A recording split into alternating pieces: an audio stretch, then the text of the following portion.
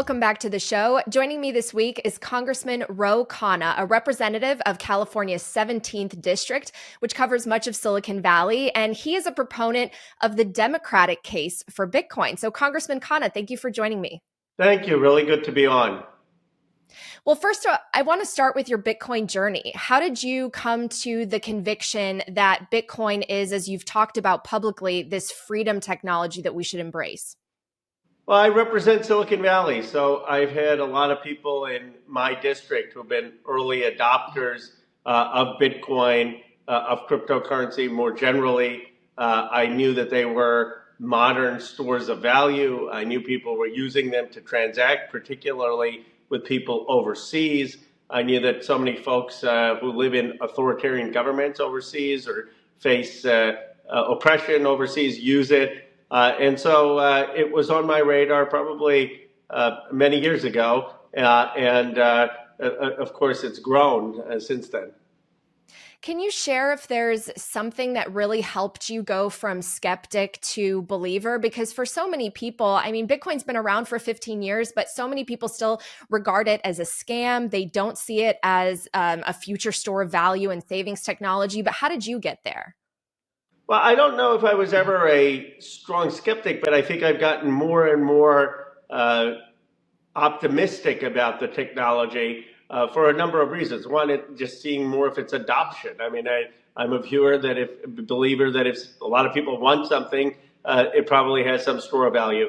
I have a lot of my students who I taught at Stanford who have helped share that they have wallets, they have Bitcoin, they have cryptocurrencies, and they've told me that they made the arguments. I think they've helped persuade me. So I guess what I'd say is hanging out with a lot of younger folks in their 20s and 30s who use the platforms has influenced me. I want to get your reaction to the fact that there are fewer Democratic lawmakers that seem to be embracing Bitcoin than Republicans. And this was very evident at the last Bitcoin conference in Nashville. You were one of the speakers on the progressive side, but what's your take on Bitcoin seeming to some people as partisan, even though it's such a neutral technology? Well, I've said that how can you have a partisan view on AI or iPhones or electric vehicles? I mean, being just reflexively against Bitcoin or cryptocurrency is like being against ATMs. It doesn't make sense. It's a technology. We could talk about how we regulate it, but it's a technology that both sides should embrace. The challenge is, I think, that there's been an understandable concern that there's been a concentration of wealth in Silicon Valley, in my district. And so some of the Democrats view anything that has to do with tech finance with suspicion. But I say that this is actually one of the technologies that can decentralize the access to modern technology and modern wealth generation. And progressives should be for that. Well, we have an election just weeks away, and a lot of people are concerned that if the election outcome goes in the direction of VP Harris, that it will be much more difficult for the Bitcoin industry to thrive. What do you say to that?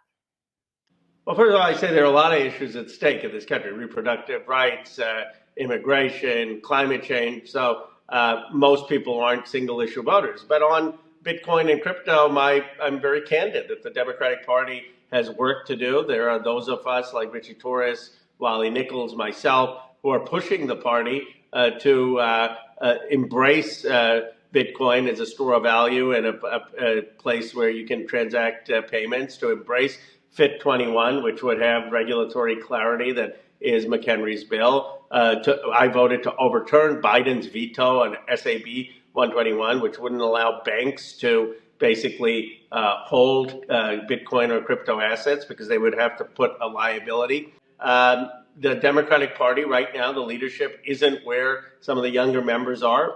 If we have President Harris, who I support, then I will work with other members to push to make sure we have sensible policy.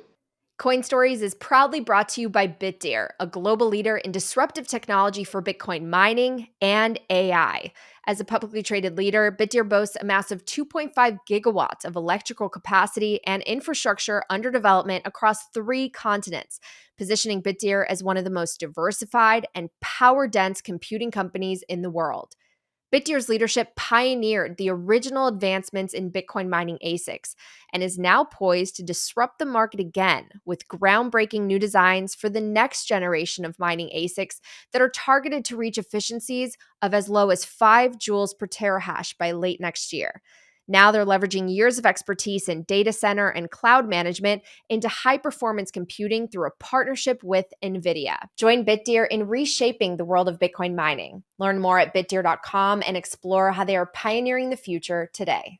Are you feeling positive about maybe there being a turnaround if Vice President Harris gets into office, maybe her views on Bitcoin changing, and how will you and other Democratic lawmakers who do believe in Bitcoin, how will you get her there? Well, we've asked her to put out a statement on this, and I'm hopeful she will, and I think she should, which says that she disagrees with SAB 121 or that she would sign FIT 21, that people aren't going to have an Operation Choke Point where people with crypto assets aren't allowed to bank privately. These are real issues, and I've taken very strong stances with the criticism of my own party in voting to overturn President Biden's veto on SAB 121 that would have allowed crypto assets to be held by banks or in ETFs. I have supported Patrick McHenry's bill to say here's what the SEC should regulate, here's what the CFTC should regulate. I have said that we should not be, we should use the confiscated Bitcoin as a reserve asset that could potentially appreciate, and that this diversifies the assets that the United States holds. I mean, we hold bonds, gold. Why not have some Bitcoin if we're seizing it already with the appreciation that is likely to take place? And, you know, those of us, we've called on the vice president to say that, because I've said to them, there's nothing I can say that's going to move people who are single issue voters on this. They're going to look at your policy. And my hope is in the next few weeks, she will make it clear where she stands. I want to touch a little bit more on SAB 121 because it was almost repealed and then President Biden went ahead and vetoed it. Now, I did hear recently that BNY Mellon is, I believe, the first bank to receive an exemption from the SEC to be able to custody Bitcoin. But can you touch on exactly why you voted to repeal this and maybe your take on why Biden vetoed it? So I was not as knowledgeable when I first voted. I voted with all the Democrats against the bill because I thought, oh, this is going to interfere with the agencies, and I'm usually for deferring to the agencies. But then I talked to people in the community, and they said this rule is really crazy. What this would do is basically tell banks that if they're holding Bitcoin or they're holding any crypto asset, they have to declare it as a liability. And if you have it as a liability, no bank is going to hold it. And it makes no sense for the SEC to be granting exemptions to some of the bigger banks that may have powerful lobbyists. I mean, you're asking basically for crypto for a favoritism of nepotism in government. And that's why I voted to overturn the president's veto. And many of the people now who studied it believe that there should not be this rule. Well, why did he veto it? He made a mistake. And I can't explain why he would. I mean, I would assume that he doesn't want to overrule his own agencies, but in this case, this rule just doesn't make any sense. Right. And it looks like they're already granting some exemptions. Perhaps more will continue. Let's talk a little bit about the idea of a U.S. strategic Bitcoin reserve. You alluded to it. This is something that Senator Cynthia Lummis has been talking about for a while now. What do you think that would really do strategically for the United States? Well, I think we could start with just seizing the assets that we've seized, not selling them, and making sure that we keep that. And, you know, a lot of people say that Bitcoin is going to continue to be adopted. And if it does, it's going to become a huge store of value. And if we are getting it at a relatively decent price that over the years, given that it's a fixed asset, it could appreciate. And that could help diversify our assets with the debt. Now, I'm not a person who thinks that there's some magic bullet and that just having Bitcoin is going to erase $35 trillion of debt. I mean, I wish it were that simple. Maybe I'll turn out to be wrong and it would be this magic bullet, but I think we need responsible fiscal policy as well. But why not diversify and have some small portion, at least, with Bitcoin? Well, I'm glad you brought up the debt. It's something that the Bitcoin community talks about a lot, and we're on such an unsustainable path. The fiscal spending has increased. We are paying so much in interest expenses. And for the people watching or listening to this who are really concerned that regardless of who gets into office, in order to service the debt, we're just going to have to keep printing and devaluing the currency. What do you have to say to them? I say, let's look at what caused the debt. I mean, Bill Clinton left us with budget surpluses. Then we had the colossal mistake of the war in Iraq that George W. Bush took us into. That was a huge mistake. I had ran against that war initially when I got into politics. He kept us there and had a policy to get us stuck in Afghanistan for 20 years, 4 presidents. $6 trillion a waste because of that. And then we had large tax cuts, mostly to the wealthy under Bush and Trump, and that's a large part of the deficit, the debt. And so, if you were to reverse the colossal expenditures on those wars, and you reverse the tax cuts to the very wealthy, and you take federal tax receipts up to 20%, where they were in 2000, right now they're at 17%. You would have a lot of reduction in deficit spending. Then we have to look at the spending side. How do we have a defense budget that's already $900 billion when you have cost overruns of $1.7 trillion with Lockheed and the F-35? And you have cases where the Pentagon is buying breast pumps for $2,000, which you can get on Amazon for $200. We need real procurement reform so that people aren't being fleeced. That's 56% of our federal discretionary budget. Well, a lot of people are really upset about the continuous spending on foreign conflicts. And with all due respect, I mean, there are charts that show, regardless of which party is actually in the president's office, we continue to spend and we continue to add debt, and we kind of ping pong back and forth between red and blue. But for the average citizen of America, the quality of life seems to deteriorate and get more expensive. So what do you think is maybe the first thing that really needs to be done? Let's say with a new president in office, what is the first thing that will alleviate some of the burdens economically on the average American? Well, in terms of the debt, I would say let's look at all of the spending on overseas bases, on foreign conflicts that we're sending troops all over the world, and on these big 5 prime contractors that are fleecing the American people, charging 1,000% more than what these products are. And let's have a bipartisan commission to reduce that. In terms of the economics for ordinary people, the lack of manufacturing jobs here was a huge mistake, bipartisan mistake. Both parties, we shipped away steel, aluminum, good paying industries. We need to bring those industries back. That would do a lot to create good paying opportunity. You know, sometimes I talk to people at Bitcoin events, and I get this general sense that people have lost faith in their public servants. They feel like Congress isn't really serving them. I mean, you must hear it as well. I'm sure you get calls to your office, people frustrated that the cost of living has increased by so much. Do you have hope that we are going to get this country back on track to revive a sense of the American dream that has been lost for so many people, especially young ones? Or do you think that this division is only going to continue? Because a lot of people have lost hope. Well, I would say, look, don't be so down on America. In a bipartisan way, under both Trump and Biden, we had the best response to COVID in the world. We had inflation, but it lowered faster and more than any country in Western democracy. We had more economic growth and job creation. Now, we have a challenge, and that is that a lot of people, it used to be you could have a good paying job, you could have a house, you could have family, you could take 2 weeks of vacation. We've hollowed a lot of that out if you aren't working in tech or finance. We need to have the good next generation of manufacturing jobs and new technology jobs across America so that young people can have an income that can support a family. And then we need to have policies on childcare so people aren't drowning in childcare costs. I believe we need to expand Medicare to Medicare for all, so people aren't drowning in medical costs to insurance companies. And we need to build more housing to reduce housing costs. But we can do this with political involvement. And I just would say that, we've faced harder challenges as a country before. And the way to change things is to run for office or get involved.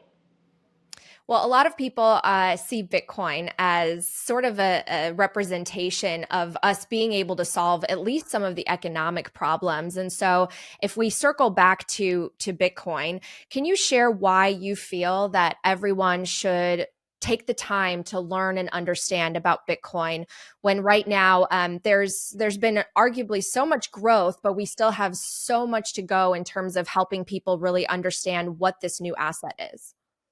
Well, I would say even if you don't appreciate all of the uses cases for it, that people can use it if they're under authoritarian governments, use it in places where there's runaway inflation, use it to get quick assistance to places like Ukraine or human rights activists. Just think about it as a store of value. I mean, if you knew that millions of young people were buying gold, wouldn't you want to know about gold and think that that was valuable? And this is culturally the place that a lot of young people are storing value. It is easier to transport. It doesn't have the same costs. It is finite as opposed to gold, which you need to keep mining. And so it's here to stay. I mean, it's not going anywhere. And you might as well learn about it, or you're going to look out of touch. It's time for a quick break to hear these messages from my partners who make this podcast possible. First up, Casa. It is so easy to set up your Bitcoin 3-key self-custody with Casa that I can show you pretty much the whole process in just 30 seconds. You're watching it right now. I recently switched to Casa for multi-sig collaborative custody and inheritance planning because of their enhanced non-KYC required privacy and the ease of this mobile app. Make sure to watch the tutorials and get your Casa plan for 10% off at casa.io/Natalie. Next up, Speed Lightning Wallet, one of the fastest growing Bitcoin wallets out there. Speed is a secure, low-cost way to send and receive Bitcoin and stablecoins instantly. The app is super simple to use and customers love it. Download Speed using the QR code on the screen or the link in my show notes. Use promo code COINSTORIES10 to get 5,000 free sats. And finally, the why of Bitcoin is easy to grasp, but the how can be so confusing. The Bitcoin Way is a professional Bitcoin IT and security team offering personalized one-on-one support that guides you through cold storage, setting up nodes, inheritance planning, privacy best practices, and more.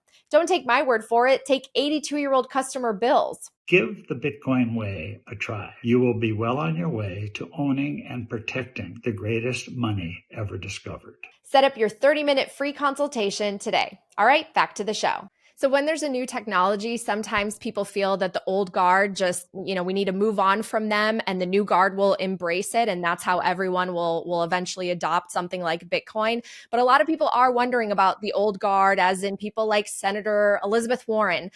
Why is she so opposed to Bitcoin? Can you shed any light on that? Because so many of us have tried to embrace her and help educate her, and she constantly pushes our community away.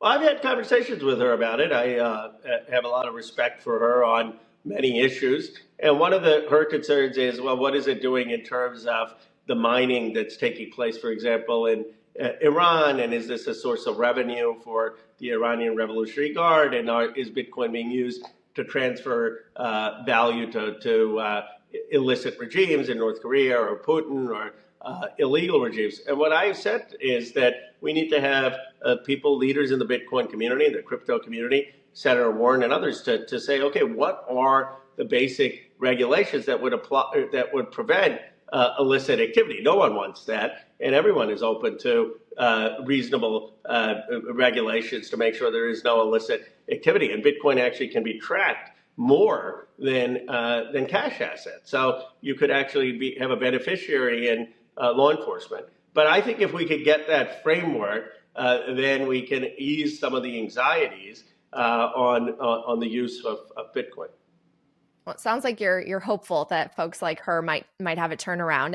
You brought something up that I think is an interesting topic to maybe explore a little bit, which is the idea of Bitcoin being a store of value versus a currency. I mean, at the base layer, Bitcoin is this peer-to-peer network, and as one of our thought leaders, Natalie Smolensky, put it, I mean, it just comes down to me and you deciding to transact with one another freely. But it seems like governments have an issue with Bitcoin being a currency because they want to be able to potentially monitor what's happening and prevent illicit activity. Now, there's risks, right, that come with surveillance. You lose privacy. There's a risk of control. How do you protect Bitcoin from too much regulation, from too much oversight, and something that would turn it into, a pawn of a surveillance state? Well, Bitcoin, of course, already the ledger is public. So that is one way that you can track people's payments. I mean, it's all recorded and that there's a public nature to Bitcoin.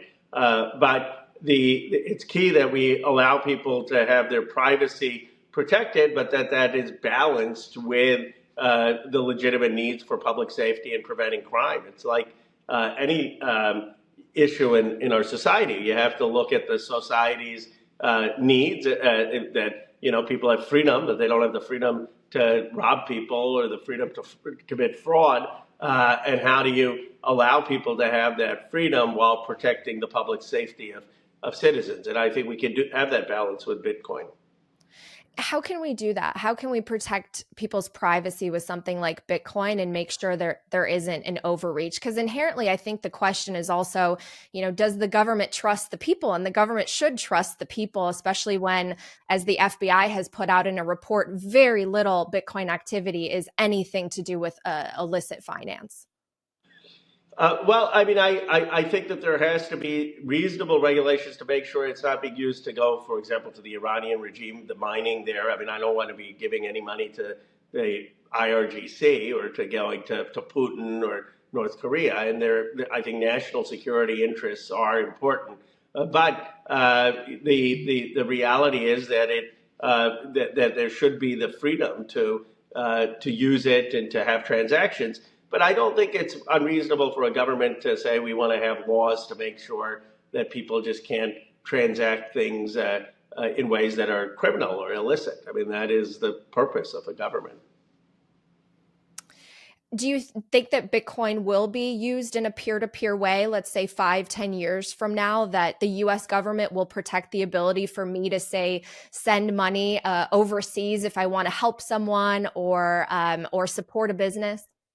Well, you can today, right? I think that absolutely, and I think that'll continue to be adopted. But I don't think it's going to displace the U.S. dollar. We're the greatest country in the world. We have, unless Bitcoin folks start to produce the F-35 and Air Force carriers and great universities and great institutions of democracy, but we're the greatest nation in the world. And if I were a betting person, I wouldn't bet against the dollar. That's why stable coins are so important. Most people around the world want to get into the dollar, and they use their Bitcoin or cryptocurrency to get into the dollar. So I think it'll have an important place. But over the next 50 years, I'm very bullish on America.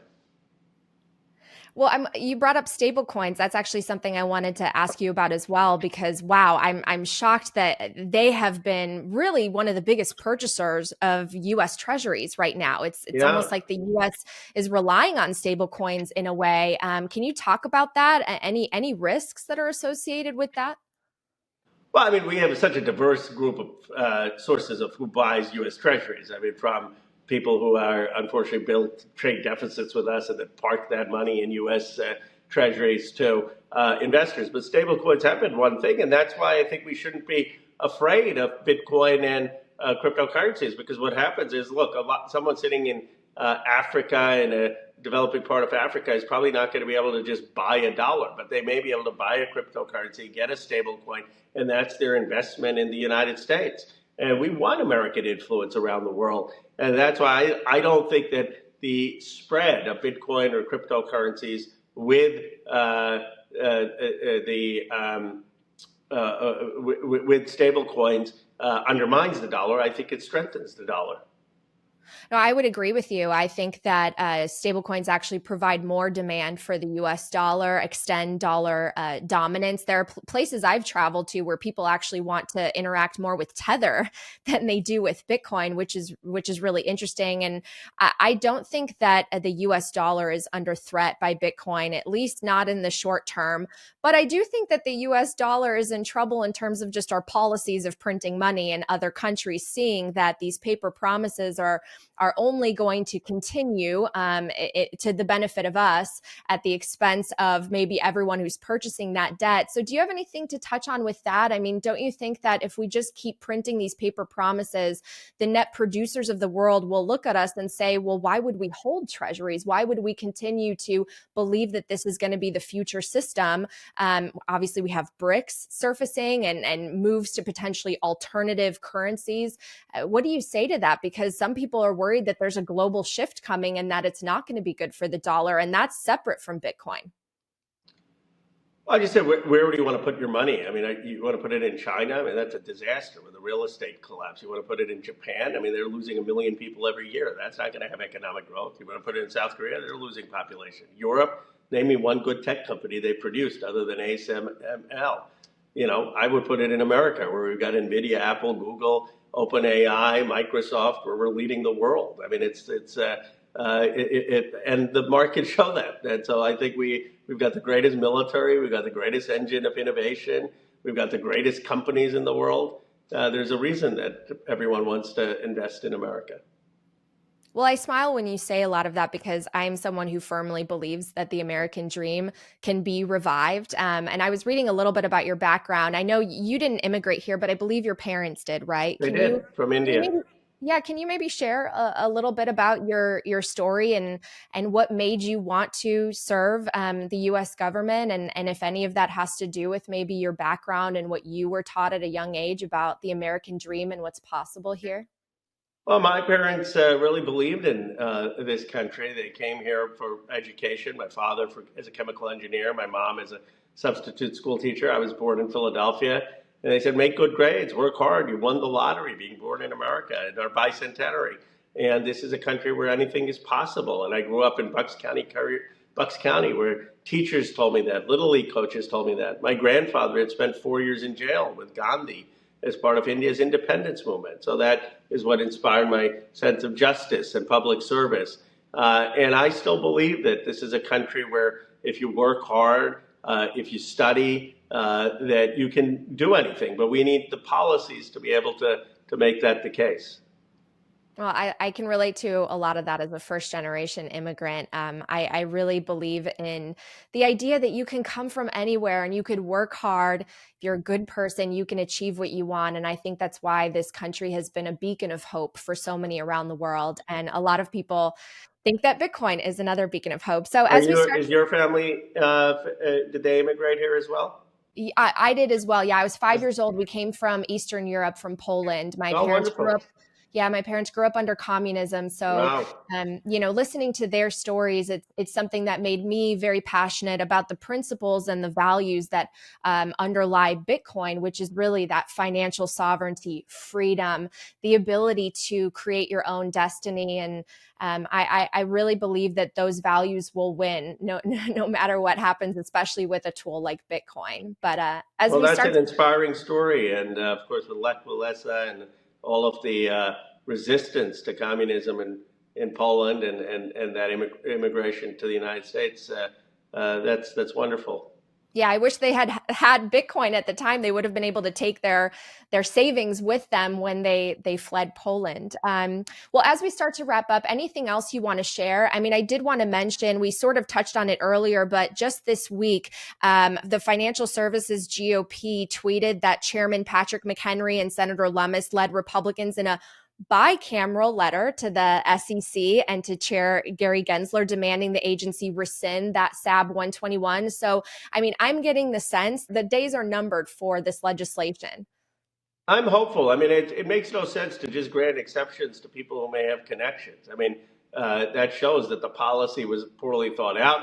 And I hope that the agency realizes that you can't say, okay, if you own stock or assets that you don't have to show liabilities. But if you own Bitcoin and this particular type of asset that you have to show liabilities, no bank will hold it.